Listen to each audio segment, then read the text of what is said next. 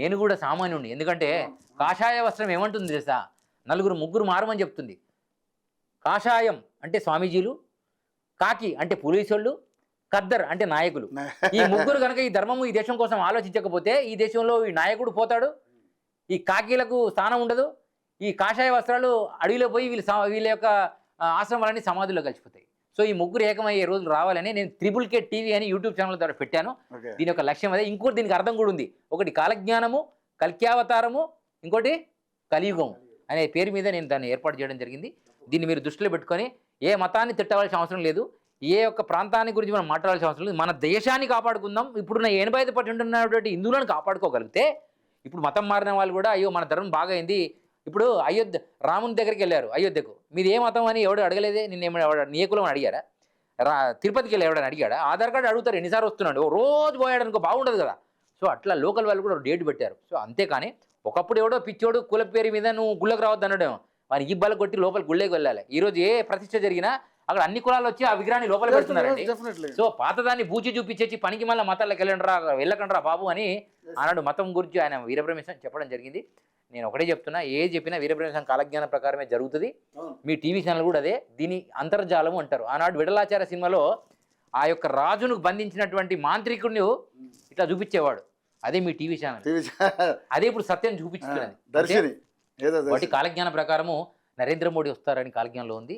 5,000 మీద 10 అవనీంద్రుడు దీవికేగేనమా సైదపేటలో ఉన్న సాయేబులందరూ సమరమున సంశయమన్నాడు. 5,012లో ఒక నరేంద్రుడు వస్తాడు. అతను అవనీంద్రుడు అంటే భూమిని పాలించేవాడు వస్తాడు. అతని పేరే నరేంద్రుడు అన్నాడు. అవనీంద్రుడు దీవికేగేనమా సైదపేటలో ఉన్న సాయేబులందరూ. సైదపేట అంటేంది సైదాబాద్ కావచ్చు, సిద్దిపేట కావచ్చు, ఆదిలాబాద్ కావచ్చు, కరీంనగర్ కావచ్చు, నిజామాబాద్ కావచ్చు, ఆఫ్ఘనిస్తాన్ కావచ్చు, పాకిస్తాన్ కావచ్చు, వేరే ఈ ధర్మాన్ని ఆగం చేసి నా మతమే ఉండాలి, నా దేశము నా దేవుడే ఉండాలి అనేటువంటి మతాలు అన్నీ కూడా భూస్థాపితం అయిపోతాయని ఆయన చెప్పారు. ఇది నరేంద్ర మోడీ యుగంలో జరుగుతుందని వారు చెప్పడం జరిగింది. వారన్నారు, నేను వీర యోగ భోగ వసంతరాయులుగా ఈ భూమిని 108 ఏళ్ళు పాలిస్తా, నా ధర్మాత్ములు 1000 ఏళ్ళు పాలిస్తారన్నారు. వీరులు అంటే ఆర్మీ, యోగులు అంటే నీలాంటి యోగులు చాలామంది ఇప్పుడు యోగి ఆదిత్య లాంటి వాళ్ళు ఏకమయ్యి ఆయన ఎంట వస్తారట ఆయన వచ్చినప్పుడు. అలానే భోగులు, వీర యోగ భోగ, ఎవరైతే భోగాలను అనుభవించేటి ముఖేష్ అంబానీ, అనిల్ అంబానీ, ఆదాని, బీదాని, వీళ్ళందరూ భోగాన్ని అనుభవించేవాళ్ళు. యోగులు, భోగులు, వసంతులు, ఇదంతా నిజమేనండి స్వామి, దేవుడు నిజమే, ధర్మం నిజమే అని చెప్పేటువంటి వాళ్ళు వచ్చి వీటి టీవీ ఛానల్ కూడా భజన చేసే రోజులు వస్తాయని కాలజ్ఞానం ప్రకారం కల్క్యావతారమే వీరబ్రహ్మేంద్ర స్వామి అవతారం అని ఆయన కాలజ్ఞానంలో చెప్పారు. కానీ కొంతమంది పండితులకు చావుకు దగ్గర అవుతున్నారు తప్ప వీరబ్రహ్మేంద్ర స్వామి కల్క్యావతారం వస్తుందని చెప్పడానికి మాత్రం కొంతమంది పండిత వర్గము చావుకు దగ్గర అవడానికి రెడీ ఉన్నాడు తప్ప వాడి సత్యాన్ని చెప్పడానికి రెడీ లేడు. ఫస్ట్ ప్రమాదం వాడికే వస్తుంది. ఈ సాయిబాబా మొక్కటి వాళ్ళకి మాత్రం ఫస్ట్ ప్రమాదం వస్తుంది. వాడు ఫస్ట్ ప్రమాదకుడు అక్కడ ఉన్నటువంటి పురోహితుడే. ఫస్ట్ వాడు మారకపోతే హిందువులు మారరు, వాడినే మొక్కుతారు, వాడు చెప్పిందే వింటారు. కాబట్టి ఫస్ట్ వాడు మారాలి. ఈ ముస్లింలకు అభిషేకాలు చేసే రోజులు బంద్ కావాలి.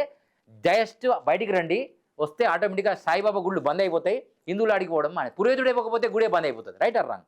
సో ఆలోచన చేసి ఈ టీవీ ద్వారా ఎవడైతే నేను హిందువును, నేను బంధువును, లేదా నాతో గొప్పలేడు, నేనే పెద్ద పండితుని, నా కులమే గొప్ప అనేటువంటి కొండగొర్రెలకు ఈ సాయిబాబాను నిత్యము ఆరాధించుతా నేనే గొప్పని అని చెప్పే ఛాయగంటి లాంటి వాళ్ళందరికీ, చిన్నజీర లాంటి వాళ్ళందరికీ నేను ఒకటే చెప్తున్నా, మీ గురువుల ఫోటోలను తీసేసి సాయిబాబా ఫోటోలు పెట్టుకోండి. చిన్నజీర స్వామి ఆశ్రమంలో కానీ, చాగంటి గారి ఇంట్లో కానీ, వేరు కానీ, గరికపాటి గారు కానీ, ఇంకెవడైనా కానీ అన్ని సమానమే. ఎవడైనా మొక్కొచ్చు అంటే మాత్రం ఏదో రోజు ఇలా ముత్యాలమ్మ గుడికి మీద పోతే ఎట్లా యుద్ధానికి పోతే హిందువులు వచ్చి కొట్టారో ఆ రోజులు త్వరలో ఈ యొక్క గురువులకు వస్తాయి, ఈ పండితులకు వస్తాయి, ఈ పామరులకు కూడా వస్తాయని సందర్భంగా తెలియజేస్తూ ఇది కాలజ్ఞానం ప్రకారమే చెప్తున్నా. ఇది కాలజ్ఞానం యథార్థవాదం కనుక. జై శ్రీరామ్, జై గురుదేవ్, భారత మాతకి జై, జై గోమాత. గోవు జాతీయ ప్రాణిగా ప్రకటించే రోజులు త్వరలో వస్తాయి, రావాలి. దీనికి హిందూ ధర్మవాదులందరూ గో ఆధారిత వ్యవసాయాన్ని, గో ప్రోడక్ట్ని కొని పనికి మళ్ళీ ప్రోడక్ట్స్ బంద్ చేసేసి కొని తింటే ఆ గోవులు బతుకుతాయి. జాతీయ ప్రాణిగా ప్రకటించే రోజులు త్వరలో వస్తాయని సందర్భంగా తెలియజేస్తూ జై గోమాత, జై గురుదేవ్, జై బోలో విరాట్ పోతులూరు వీరబ్రహ్మేంద్ర స్వాముల వారికి జై. నమో విశ్వకర్మణే నమః. Thank you sir, thank you Guruji, చక్కగా చెప్పారు.